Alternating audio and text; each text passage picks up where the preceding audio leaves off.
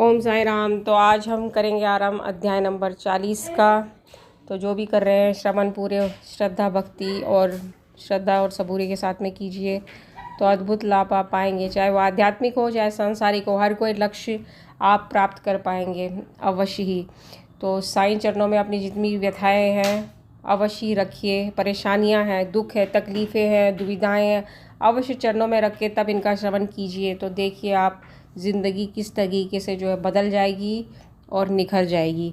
तो चलिए अध्याय नंबर 40। श्री साईं स्मर धन्य है जिनका नाम बड़ा सुंदर है। वे सांसारिक और आध्यात्मिक दोनों ही विषयों में अपने भक्तों को उपदेश देते हैं और भक्तों को अपना जीवन ध्येय प्राप्त करने में सहायता प्रदान कर उन्हें अपनी शक्ति प्रदान करते हैं। भेदभाव की भावना को नष्ट कर उन्हें अप्राप्य वस्तु की प्राप्ति कराते हैं। भक्त लोग साईं के चरणों पर भक्तिपूर्वक गिरते हैं और श्री साईं बाबा भी भेदभाव रहित होकर प्रेम पूर्वक भक्तों को हृदय से लगाते हैं। वे भक्तगण में ऐसे सम्मिलित हो जाते हैं जैसे वर्षा ऋतु में जल नदियों से मिलता तथा उन्हें अपनी शक्ति और मान देता है। श्रीमती देव का उद्यापन उत्सव। श्री बीबी देव डहाणू जिला ठाणे में मामलतदार थे। उनकी माता ने लगभग 25 या 30 व्रत लिए थे, इसलिए अब उनका उद्यापन करना आवश्यक था। उद्यापन के साथ साथ 100-200 ब्राह्मणों का भोजन भी होने वाला था। श्री देव ने एक तिथि निश्चित कर बापू साहब जोग को एक पत्र सीढ़ी भेजा।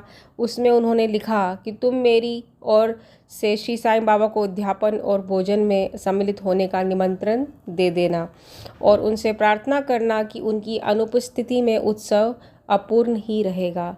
मुझे पूर्ण आशा है कि वे अवश्य डहाणू पधार कर दास को कृतार्थ करेंगे। बापू साहब जोग ने बाबा को वह पत्र पढ़कर सुनाया। उन्होंने उसे ध्यानपूर्वक सुना और शुद्ध हृदय से प्रेषित निमंत्रण जानकर वे कहने लगे कि जो मेरा स्मरण करता है उसका मुझे सदैव ही ध्यान रहता है। मुझे यात्रा के लिए कोई भी साधन, गाड़ी, तांगा या विमान की आवश्यकता नहीं है। मुझे तो जो प्रेम से पुकारता है उसके सम्मुख में अविलंब ही प्रकट हो जाता हूँ। उसे एक सुखद पत्र भेज दो कि मैं यानी साईं बाबा और 2 व्यक्तियों के साथ अवश्य आऊँगा। जो कुछ बाबा ने कहा था जोग ने श्री देव को पत्र में लिखकर भेज दिया। पत्र पढ़कर देव को बहुत प्रसन्नता हुई, परंतु उन्हें ज्ञात था कि बाबा केवल राहाता, रुई और नीम गांव के अतिरिक्त और कहीं भी नहीं जाते। फिर उन्हें विचार आया कि उनके लिए क्या असंभव है। उनकी जीवनी अपार चमत्कारों से भरी हुई है। वे तो सर्वव्यापी हैं। वे किसी भी वेश में अनायास ही प्रकट होकर अपना वचन पूर्ण कर सकते हैं। उद्यापन के कुछ दिन पूर्व एक सन्यासी डहाणू स्टेशन पर उतरा जो बंगाली सन्यासियों के समान वेशभूषा धारण किए हुए था। दूर से देखने में ऐसा प्रतीत होता था कि वह गौरक्षा संस्थान का स्वयंसेवक है। वह सीधा स्टेशन मास्टर ने उसे सलाह दी कि तुम यहाँ के मामलेदार के पास जाओ और उनकी सहायता से ही तुम यथेष्ट चंदा प्राप्त कर सकोगे। ठीक उसी समय मामलेदार भी वहाँ पहुँच गए। तब स्टेशन मास्टर ने सन्यासी का परिचय उनसे कराया और वे दोनों स्टेशन के प्लेटफॉर्म पर बैठे वार्तालाप करते रहे। मामलतदार ने बताया कि यहाँ के प्रमुख नागरिक श्री राव साहेब नरोत्तम सेठ ने धर्मार्थ कार्य के निमित्त चंदा एकत्र करने की एक नामावली बनाई है। अतः अब एक और दूसरी नामावली बनाना कुछ उचित सा प्रतीत नहीं होता। इसलिए श्रेयस्कर तो यही होगा कि आप 2-4 माह के पश्चात पुनः यहाँ दर्शन दें। ये सुनकर सन्यासी वहाँ से चला गया और 1 माह पश्चात श्री देव के घर के सामने तांगे से उतरा। तब उसे देखकर देव ने मन ही मन सोचा कि वह चंदा मांगने ही आया है। उसने श्री देव को कार्य व्यस्त देखकर उनसे कहा, श्रीमान मैं चंदे के निमित्त नहीं वरन भोजन करने के लिए आया हूँ। देव ने कहा, बहुत आनंद की बात है, आपका सहर्ष स्वागत है। अब सन्यासी क्या बोलता है, मेरे साथ 2 बालक और हैं। देव कहते हैं तो कृपया उन्हें भी साथ ले आइए। भोजन में अभी 2 घंटे का विलंब था, इसलिए देव ने पूछा, यदि आज्ञा हो तो मैं किसी को उनको बुलाने को भेज दूं।